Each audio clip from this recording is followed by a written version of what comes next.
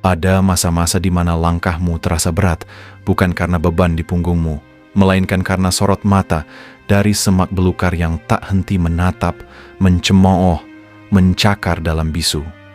Kamu berjalan, dan dunia seakan penuh jebakan licin dari tangan-tangan yang tak mampu menggapai apa yang kamu genggam. Ironis, betapa mereka yang berjalan tersok justru merasa berhak melempari mereka yang sudah jauh di depan. Tapi sungguh, bukankah batu-batu itu hanya menguji seberapa keras sol sepatu keberanianmu? Kamu mungkin bertanya, kenapa harus aku? Kenapa mereka begitu rajin menanam kebencian di ladang kering yang bahkan tak pernah kutapaki? Ah, begitulah. Kebencian adalah bentuk cinta yang membusuk sebelum sempat bermekaran. Mereka iri bukan karena kamu jatuh, tetapi karena kamu terbang di langit yang bahkan tak bisa mereka lihat tanpa silau. Seperti anjing yang menggonggong pada Raja Wali, mereka melolong karena sadar. Tidak peduli sekeras apa lolongan mereka, Raja Wali takkan turun hanya demi membalas. Hari ini aku mengajakmu melangkah lebih dalam. Tidak dengan kemarahan, tidak dengan pukulan, tetapi dengan senyuman getir yang tahu. Dunia ini terlalu fana untuk dipenuhi dengan perkelahian kecil. Mari kita membuka satu persatu lembaran, menguliti luka tanpa tangis, menguliti dunia tanpa topeng, dalam 7 percik api pemikiran, agar langkahmu tetap kuat, tetap sunyi, tetap abadi. Ini pertama, kebencian adalah nyanyian orang-orang yang kehilangan. Mereka yang membenci tidak sedang menatapmu dengan kekuatan. Mereka sedang bernyanyi dengan suara serak mereka sendiri, melantunkan kidung kegagalan yang terlalu getir untuk mereka telan sendirian. Mereka melihatmu bukan sebagai musuh, tapi sebagai cermin retak yang memantulkan semua kegagalan yang tidak sanggup mereka akui. Dan apa yang dilakukan manusia ketika melihat wajah mereka sendiri yang telah rusak? Mereka melempari cermin itu dengan batu. Maka jangan terkejut saat mulut-mulut berbisa mulai meludahkan kata-kata beracun ke arahmu. Itu bukan tentang dirimu. Itu tentang mereka yang tak mampu berlari sekencang bayangannya sendiri. Mereka yang tenggelam dalam lumpur, mencaci sungai yang mengalir. Kamu hanya lewat di hadapan luka mereka yang terbuka, dan itu cukup untuk membuat mereka menggeliat kesakitan. Terkadang, kamu akan ingin membalas, ingin berteriak, ingin membuktikan. Tapi percayalah, beradu mulut dengan mereka hanya akan membuatmu berdiri di kubangan yang sama. Kamu harus tahu, ada seni agung dalam membiarkan dunia bergemuruh, sementara hatimu tetap tenang. Mereka boleh saja berteriak sampai suara mereka serak, tubuh mereka patah karena mengayunkan kebencian. Tapi kamu cukup terus melangkah, karena nyanyian mereka tak akan pernah mampu mengganggu simfoni ketenanganmu. Mereka menanam kebencian, dan dengan tangan mereka sendiri akan menuai kehancuran yang mereka sirami setiap hari. Kamu hanya perlu lewat, seperti angin yang tak peduli pada amukan debu. Kedua, yang membakar dirimu adalah lilin yang mencair di tangan mereka sendiri. Pernahkah kamu melihat lilin yang terbakar perlahan? Bagaimana nyala kecil itu meneteskan lelehan panas dan perlahan membakar tubuhnya sendiri. Itulah yang terjadi pada mereka yang dengki. Mereka membakar dirinya sendiri untuk menerangi bayangan buruk tentangmu. Sungguh pekerjaan yang sia-sia, namun penuh kesetiaan. Kesetiaan pada kehancuran diri sendiri. Kamu mungkin merasa panas, seolah-olah ada sesuatu yang menggerogoti dari kejauhan. Tapi itu bukan bara yang menyentuh kulitmu. Itu hanyalah sisa-sisa asap dari api kecil mereka yang sekarat. Mereka berharap dengan membakar dirinya sendiri, dapat membakar dunia yang tidak pernah bisa mereka kuasai.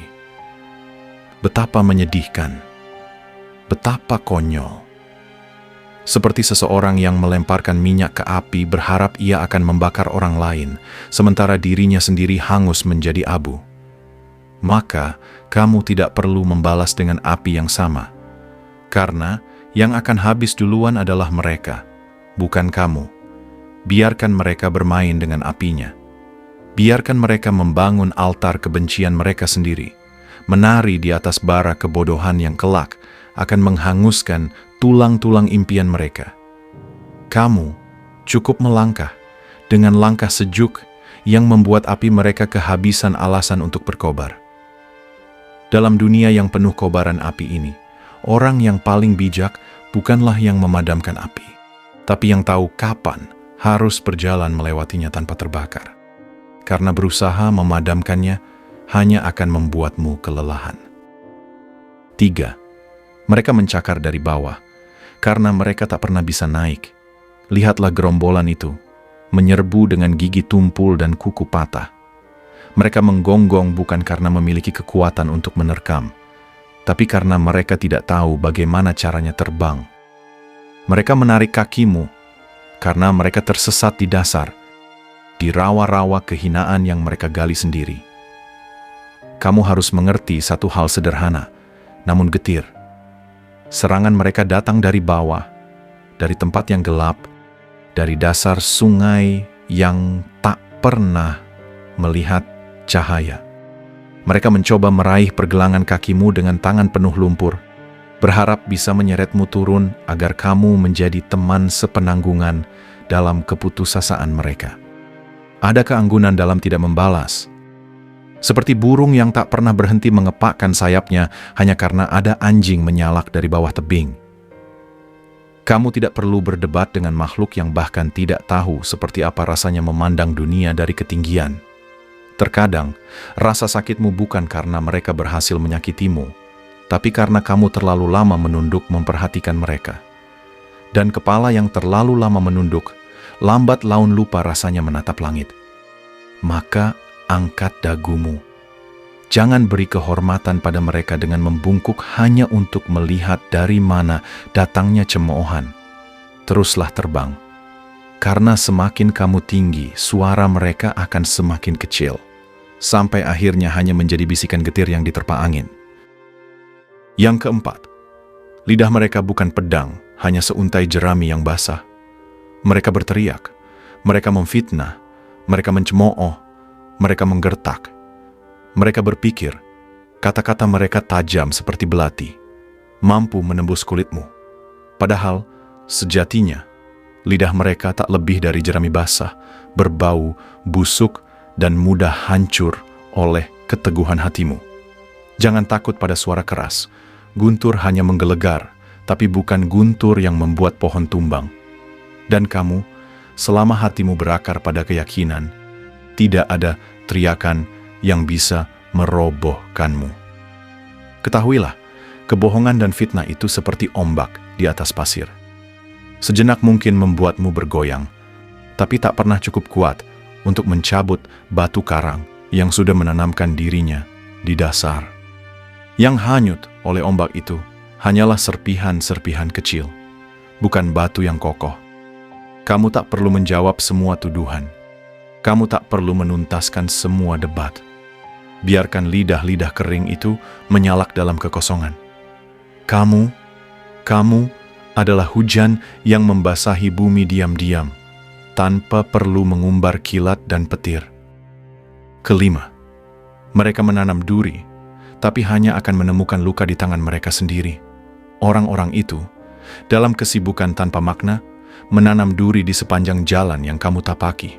Mereka berharap kakimu berdarah, berharap kamu jatuh, berharap kamu menyerah sebelum sampai ke tujuan. Tapi mereka lupa, siapa yang menanam duri, ia sendiri yang akan tertusuk olehnya. Ketika kamu melangkah dengan ketenangan, duri-duri itu tak akan mampu melukaimu. Kamu mengangkat kakimu tinggi, memilih batu-batu kokoh untuk berpijak, sementara mereka, dalam kebutaan dan amarah, terjatuh dalam perangkap yang mereka buat sendiri. Ada hukum yang lebih tua dari segala hukum buatan manusia. Apa yang kamu tabur, itu pula yang akan kamu tuai. Tidak dalam waktu yang kamu pilih, tapi dalam waktu yang adil, tepat, dan tidak akan salah sasaran. Seringkali, kejatuhan orang yang penuh iri dan dengki itu datang perlahan, dalam bentuk kehilangan yang tidak mereka mengerti, dalam kesepian yang tidak mereka sadari, dalam kehampaan yang menggerogoti jiwa mereka sendiri. Kamu tidak perlu menjadi hakim atas mereka. Biarkan mereka diadili oleh benih-benih buruk yang mereka sirami setiap malam dalam bisik dengki. Kamu cukup menjadi saksi, bukan saksi yang penuh dendam, tapi saksi yang memandang dengan mata yang penuh rasa iba. Keenam, diam dan senyummu adalah pukulan yang paling menyakitkan. Ada luka yang lebih dalam daripada tamparan, ada balasan yang lebih mengiris daripada 1000 kata-kata. Dan itu adalah keheninganmu. Diam bukan berarti kalah. Diam adalah bahasa orang-orang yang sudah selesai berperang di dalam dirinya sendiri. Mereka, dengan segala hasrat untuk melihatmu marah, mengharapkan ledakan. Mereka ingin melihatmu kalap, membalas, ingin melihatmu tergelincir dalam lumpur perdebatan yang mereka siapkan. Tapi kamu, dengan ketenangan seorang peziarah yang tahu tujuan akhirnya, memilih diam, memilih berjalan tanpa menoleh. Setiap langkah sunyimu adalah cambuk bagi ego mereka. Setiap senyummu yang tak bergeming adalah jeritan bagi jiwa mereka yang penuh luka. Sungguh, tidak ada yang lebih menyakitkan bagi orang-orang yang iri selain melihat target kebencian mereka tidak bergeming sedikit pun. Diam itu bukan berarti tidak peduli. Diam itu adalah pengakuan sunyi bahwa tidak semua lolongan layak untuk didengar. Diam itu adalah pemberontakan dalam bentuk paling luhur. Pemberontakan terhadap kebodohan, terhadap hasutan, terhadap godaan untuk menjadi kecil seperti mereka. Ingatlah, kadang perang terbaik adalah perang yang tidak kamu ikuti.